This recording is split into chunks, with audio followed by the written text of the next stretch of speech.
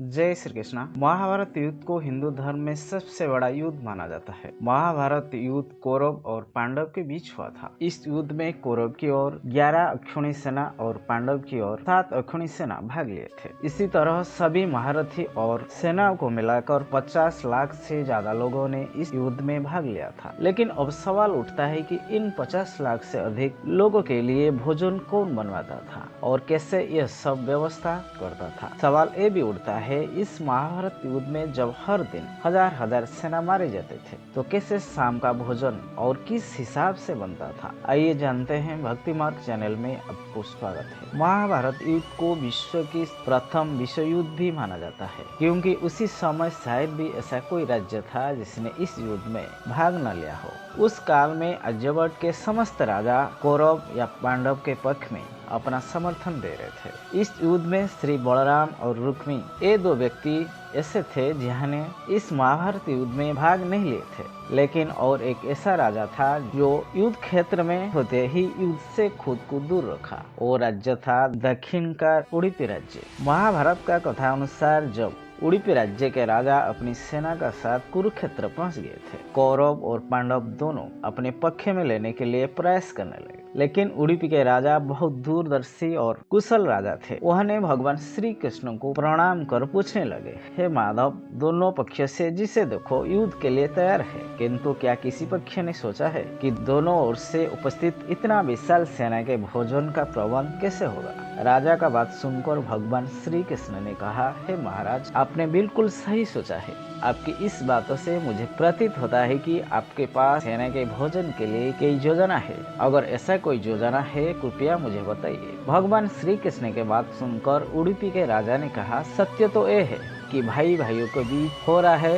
इस युद्ध को मैं उचित नहीं मानता। इसी कारण इस युद्ध में भाग लेने के लिए मुझे कोई इच्छा नहीं है, किंतु ये युद्ध अब टाल भी नहीं जा सकता। इस कारण मेरी इच्छा है कि मैं अब उडुपी के समस्त सेना का साथ यहाँ उपस्थित होकर समस्त सेना के लिए भोजन का व्यवस्था करूं। राजा का बात सुनकर भगवान श्री कृष्ण ने राजा के उत्तम विचार पर बहुत खुशी हुई और बोले, आपका चिंताधारा बहुत उत्तम है। इस युद्ध में लगभग 50 लाख से ज्यादा योद्धा ने भाग लिया है। अगर आप जैसा दूरदर्शी और कुशल राजा सेनाओं का भोजन का व्यवस्था करेंगे तो हम सभी ओर से चिंता मुक्त होंगे। ऐसे भी मुझे पता है कि 50 लाख से अधिक सेना के लिए भोजन का व्यवस्था करना आपके और भीमसेन के अतिरिक्त और किसी में भी संभव नहीं है। इसलिए मेरी आपसे प्रार्थना है कि आप अपनी सेना का साथ दोनों सेनाओं के भोजन का भार संभालिए। भगवान श्री कृष्ण के बात सुनकर उडुपी के राजा ने समस्त सेनाएं के भोजन का आयोजन किए थे। पहले दिन वहां ने उपस्थित सभी सेनाओं का भोजन का प्रबंध किए थे। उनकी कुशलता ऐसी थी कि हर सैनिक का भोजन अंत तक एक भी अन्न का दाना बर्बाद नहीं होता था। जैसे जैसे समय बीतते गया सेनाओं का संख्या कम होते गया। दोनों ओर के योद्धा ये देखकर हैरान रह जाते थे। हर दिन के अंत तक उडुपी के महाराज केवल उतना लोगों का भोजन बनाने के लिए आदेश देते थे जितने सेना वास्तविक में उपस्थित रहते थे। महाभारत युद्ध के उपस्थित किसी भी सेनाओं का समझ नहीं आ रहा था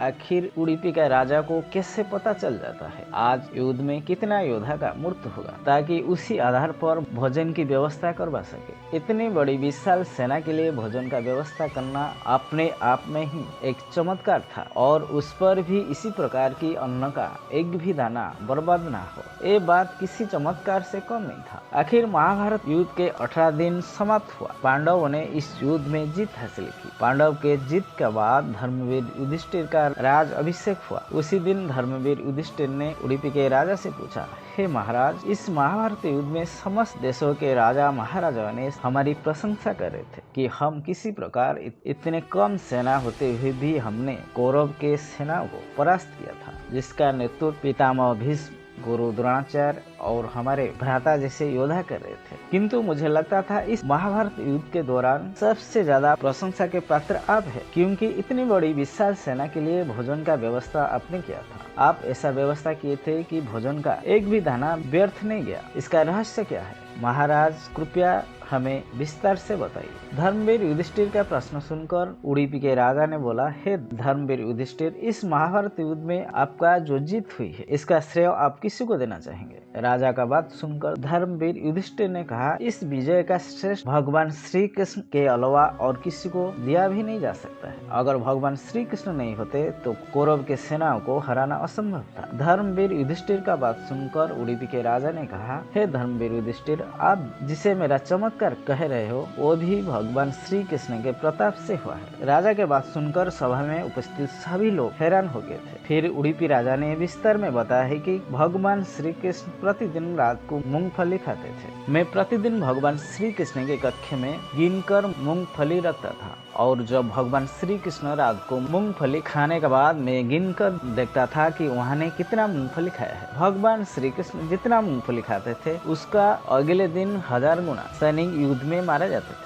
और वही हिसाब से भगवान श्री कृष्ण अगर 10 मूंगफली खाते थे मैं समझ लेता था कि अगले दिन युद्ध में 10,000 सैनिक युद्ध में मारे जाएंगे। उसी हिसाब से अगले दिन का भोजन का व्यवस्था मैं करता था। इसी कारण युद्ध के दौरान कभी भोजन का एक भी अन्न व्यर्थ नहीं गया। ये था महाभारत युद्ध में भगवान श्री कृष्ण के चमत्कार। उडुपी के राजा का बात सुनकर सभा में उपस्थित सभी व्यक्ति आश्चर्य और चकित हो गए थे। इसी तरह उडुपी के राजा ने महाभारत युद्ध के दौरान हर सैनिक के लिए, हर सेना के लिए भोजन का प्रबंध किए थे।